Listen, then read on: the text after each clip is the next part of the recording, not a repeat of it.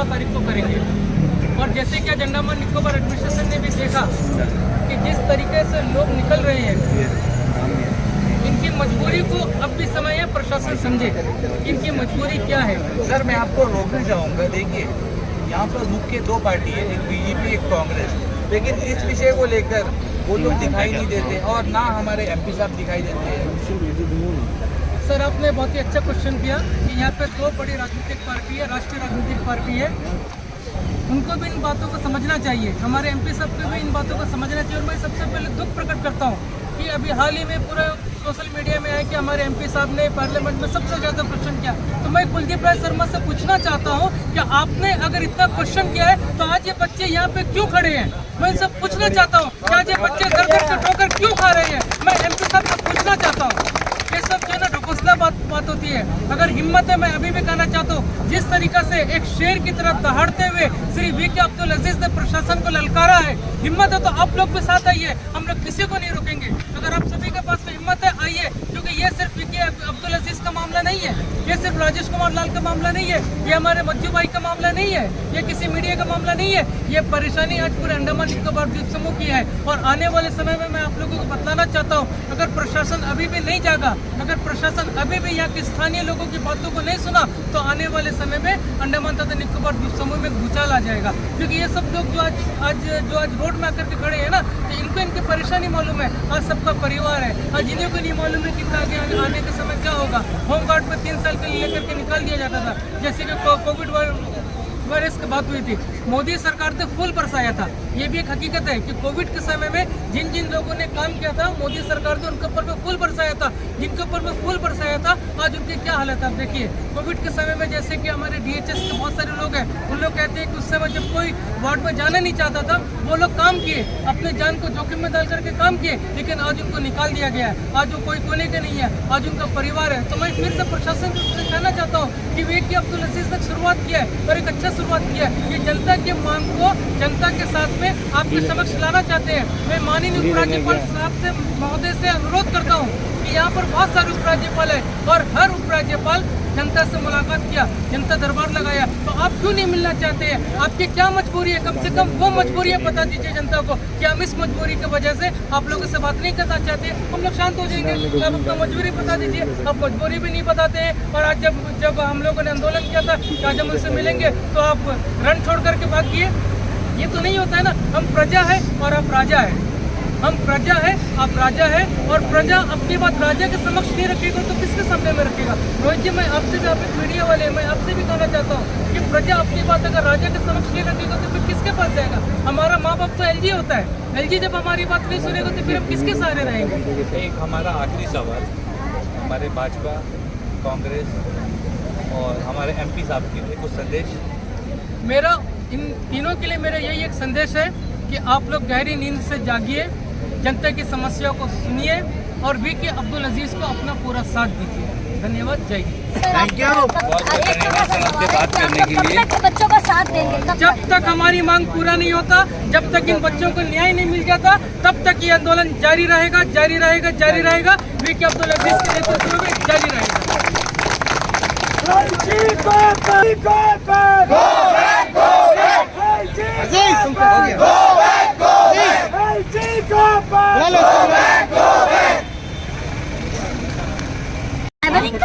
नौकरी करने शायद तो साफ लिखना था कि एक ड्राइवर का पोस्ट चाहिए, तो कहीं लाइसेंस वाला था जाते। सोचिए एक फिजिकल पास करने के लिए गवर्नमेंट में कई सारा इन लोग मेहनत करे, तुम्हारे बच्चे हैं, तो सोचिए इस मेहनत करने के बाद इनका मेहनत जो है मिट्टी में मिल रहा है। ये कई लोगों का साथ। Hello everybody, how are you? Welcome to my channel AN news. Sir मैंने अभी आपको देखा कि काफी सारे भीड़ थे, और क्यों थे आप समझ गए होंगे। हर बार ऐसी होती है हमारे यहाँ का प्रशासन और यहाँ का जो गवर्नर, कुछ भी हार होती है तो यहाँ से भाग जाते हैं। आखिर क्यों भाग जाते हैं? अगर उनको भागना ही है तो इनसे पहले क्यों नहीं भागे? क्योंकि भागने की वक्त तो बहुत पहले ही आई थी, पर तब भी नहीं भागे। जब भी कोई भी आंदोलन होती है, वो अपना प्रशासन का पुलिस इस्तेमाल कर सारे बच्चों को यहाँ पे जो है रोक देता है कोई भी काम। और आइलैंडर हमेशा इसी तरह का परेशानी गुजरते हैं। तो चलिए फिर देखेंगे। आप देखे होंगे काफ़ी मात्रा से इतनी भीड़ तादाद से बहुत लोग आए हैं। हम कुछ बच्चे से थोड़ा पूछेंगे कि उन लोग का क्या प्रॉब्लम है। क्या कहना चाहेंगे? अच्छा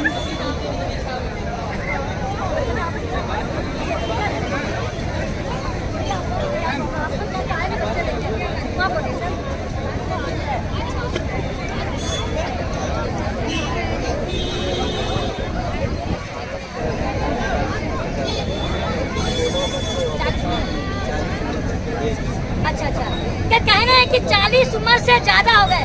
सोचिए, आधा से ज्यादा लोग मेहनत से पढ़ते हैं, माँ बाप पढ़े इतने मेहनत से पढ़ाते हैं, जब उसके बाद उनको बाद में मालूम होता है कि उम्र ही चला गया, यानी कि पढ़ना बेकार हो गया। अब सोचिए, जब पढ़ना ही बेकार हो गया, आज ऐसा लग रहा है कि मंजिल में चढ़ते वक्त सारी चीजें तो चढ़ गए, जब उनको चढ़ना था ऊपर ऊंचाई तक तभी उतर गए। अब सोचिए कितने बड़े प्रॉब्लम हो रही है। आपकी भी हो गई सर ऊपर। अब देखिए आप बच्चे कैसे बोल रहे हैं सर।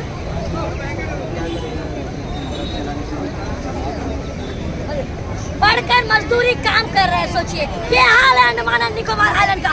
कब तक चलेगी प्रशासन का ये दादागिरी, जब भी उनका हकीकत और ये सब सामने लेकर आते हैं, इसी तरह की पुलिस प्रशासन आकर उनको रोक देता है।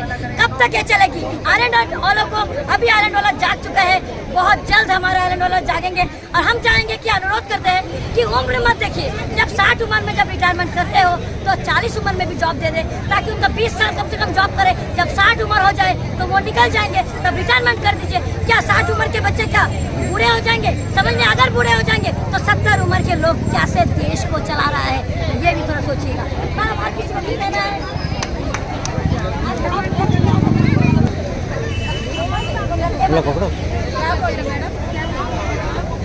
अंडमान की जनता स्टार्टअप करेंगे और मेनलैंड वाला यहाँ के नौकरी करेंगे। यहाँ के जो हमारे ऑफिसर बैठे हैं वही चाहते हैं कि मेनलैंड वाले नौकरी करें यहाँ में और अंडमान के आइलैंडर है स्टार्टअप करें। ये एक सही बात बोले। मैडम क्या नाम है आपका? सरस्वती दत्ता ने कहा है कि मेनलैंड वाले, हकीकत बाहर के लोग, यहाँ के जितने एडमिनिस्ट्रेशन आप देखेंगे बड़े बड़े यहाँ अधिकारी हैं, सब बाहर के हैं, और बाहर के वाले बाहर के लोगों के लिए ही सोचेंगे यहाँ आइलैंड वाले क्या करेंगे। आखिर ये कब तक चलेगी? आपको पता होगा कि जितने प्रशासन में बड़े बड़े अधिकारी हैं सब बाहर के ही है। क्या यहाँ के लोगों का कोई काम नहीं है? यहाँ के लोगों का कोई जॉब नहीं है? यहाँ के लोग क्या कर नहीं सकते कि क्या हो रहे हैं? अब चलिए हम कुछ और भी बच्चे लोग सुनते हैं। आज कई मुद्दे में हम लोग यहाँ आए थे, तो अलग अलग मुद्दे पे भी बात हुई थी, और सारे लोग जो इकट्ठा, तो कुछ मेडिकल डिपार्टमेंट में भी है, इनका भी कुछ क्वेश्चन है, वो थोड़ा बताएंगे। तो आप बताइए क्या आपको हॉस्पिटल में क्या है? हमारा बस यही क्वेश्चन है कि हमारा जो क्या बोलते हैं, हम लोग जो काम करता वाले लोग, हम लोग जितने भी आउटसोर्स मेंबर्स हैं, आउटसोर्स मेंबर्स में अभी हम लोग 64 मेंबर्स हैं। आउटसोर्स वाले 64 मेंबर्स हैं। हम लोग से मंथली करके 1,000 सभी से, सारा मेंबर से 1,000 हम लोग का जो टेंडर वाला है वो देता है। वो क्यों लेता है? वो हमारा हक का पैसा है। टेंडर वाले आपसे 1,000 लेते हैं, कट करते हैं हर मंथ। कौन सा है? आप कौन है? नाम क्या है? फिरोज। हाँ, फिरोज। इनका एक कॉन्ट्रैक्टर है जो जीपी बंद में काम करवाते हैं। कॉन्ट्रैक्टर इन लोगों से सारे महीने में जो पेमेंट मिलते हैं उनसे 1,000 हफ्ता उन लोग ले लेते हैं। तो कितने बड़े गलत है। सोचिए हमारे एडमिशन का नाक के सामने इतने बड़ा गलत, और ये सब शहर है हमारे यहाँ का आइलैंड। तो फिरोज सर आप संभल जाइए, आपका प्रॉब्लम शुरू हो गई है। इतने बड़े आप जानते हैं कि जो गलत है फिर भी आप कर रहे हो। तो चलिए आपसे भी मिलते हैं फिरोज जी से। तो ये 1,000 हम लोग कौन देते हैं? सब देते हैं। कितने लोग आएंगे? 64। यानी कि फिरोज जी ऐसी तो कमाते ही है, यानी कि 1,000 64,000 पर मंथ कमाते हैं। आप सोचिए 64,000। तो चलिए आप अभी लाख रुपया देना शुरू कर दीजिएगा फिरोज सर। मैम इसके साथ साथ में बोलते हैं, धमकी देते हैं। सडनली आपको वही टाइम में मतलब जॉब से आपको रेस्टिकेट कर देंगे, मतलब हटा देंगे, मतलब एक्सपायर्ड कर देंगे, इस तरह धमकी देते हैं। 17 तारीख तक हम लोग वेट करेगा। कितना?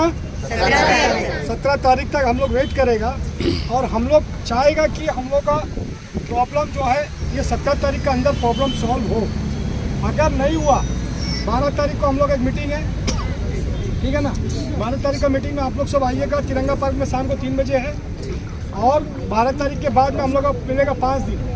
ये 5 दिन में हम लोग जो है अपना बात को वहाँ पे रखेगा। जो बात है इसमें सब कुछ लिख के दे दिया, ठीक है। अभी हम सेक्रेटरी साहब का आपने देख के आ गया और हमको उनसे कुछ बात करना नहीं, हमको तो बात करना है एलजी साहब से बात करना है।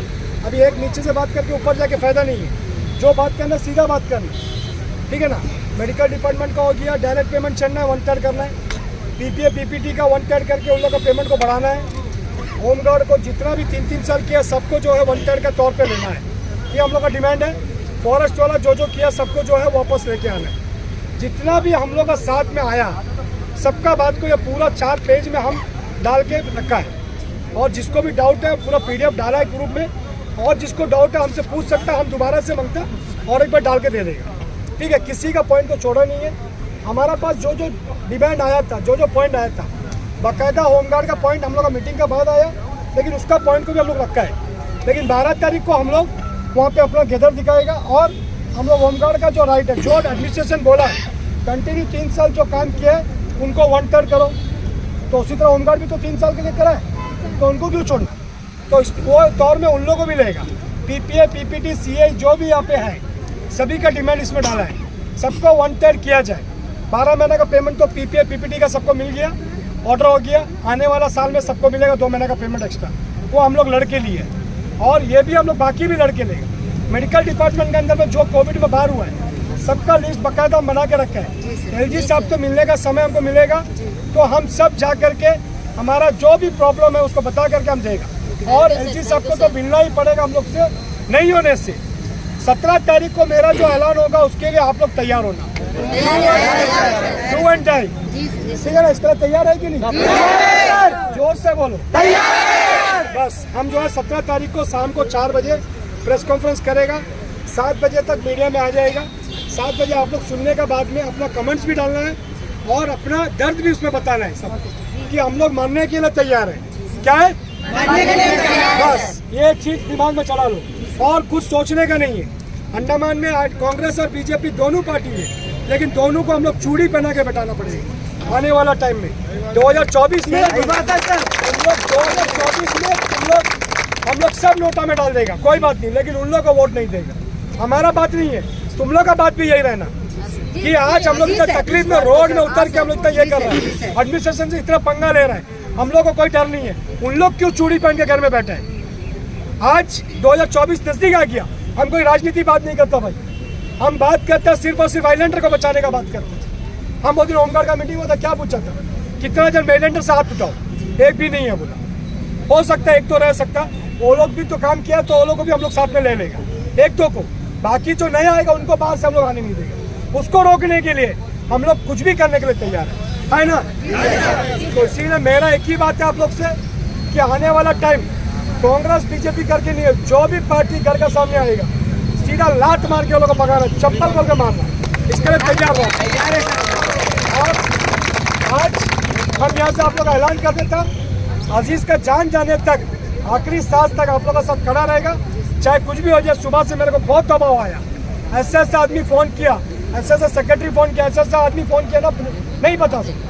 कम से कम आज 15 से 20 कॉल मेरे को ऐसा है कि तुम्हारा ये कर देगा वो कर देगा, लेकिन हम पीछे नहीं हटेगा, चाहे मेरा कुछ भी कर ले, हम उसके लिए तैयार हैं, और हम आप लोगों को न्याय दिला के बस हम इतना ही बोल के आप लोगों को आज जो प्रोग्राम हुआ, ये प्रोग्राम एक मैसेज देना था एडमिनिस्ट्रेशन को कि ये मजाक में मत लो। आज जो 17 तारीख को 12 तारीख को हम लोग का मीटिंग होएगा, उसके बाद में 5 दिन 17 तारीख को मेरा जो ऐलान होगा, वो ऐलान के लिए हम लोग पूरा फैमिली का साथ करने के लिए तैयार रहो, और हम लोग करके दिखाएगा अंडमान में क्या कर सकते हैं। ठीक है, सबको धन्यवाद।